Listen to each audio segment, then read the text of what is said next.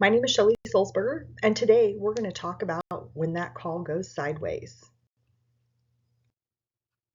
I'm from Kansas City. I'm a nurse by background as well as a certified professional coder and an ICD-10 trainer. I work with health centers all over the country, helping them with coding, documentation, compliance, operational processes, etc.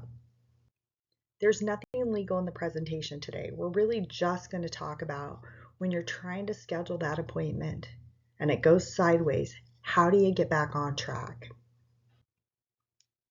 So we find our patients sometimes when they call, they want to give us their entire history or their entire life story or all of the issues that they want to have addressed when they're seeing the provider. So how do we get to getting the appointment scheduled without being rude? So there's a couple of options to kind of break the cadence of the call. One, you could just start out by saying, Mr. Smith, thank you so much for trying to provide me with all of the details. However, I know you are going to have to retell this whole story to the provider, and I hate for you to have to repeat it. I can only put a little bit of information in the computer anyway, so I'll make sure I put in there that you have knee pain and some other pain that you want to talk about at the visit. Or you could also say, Mr. Smith, I'm getting another call. Do you mind holding for one moment?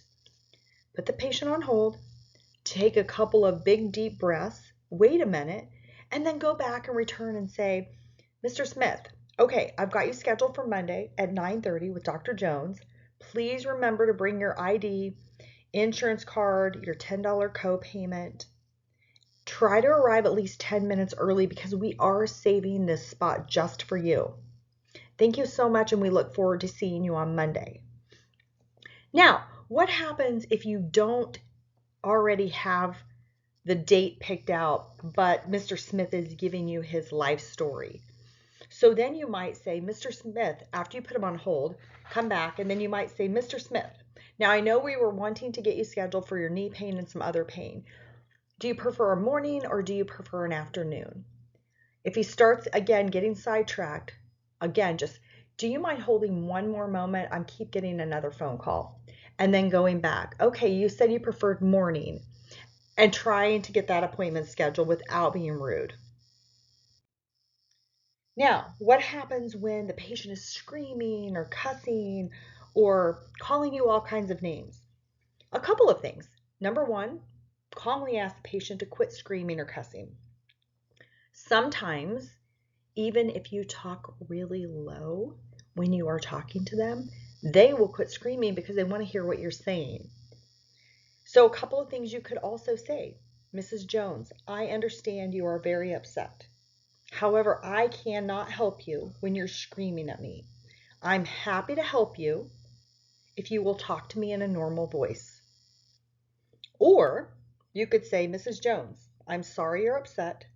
However, I will not stay on the phone if you continue to use profanity or if you continue to yell at me or continue to call me names, whatever she is doing.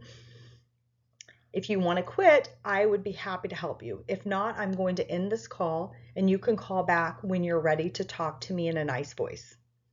And that is totally acceptable. We need to let the patient know that it is not appropriate to cuss and scream and yell at you. So again, just talk calmly to them, ask them to quit so that you can help them. If they continue, you can just politely say that I'm going to go ahead and end this call. However, you're welcome to call back once you have a chance to quit yelling at me. Thanks so much, guys. Have a great day. Bye.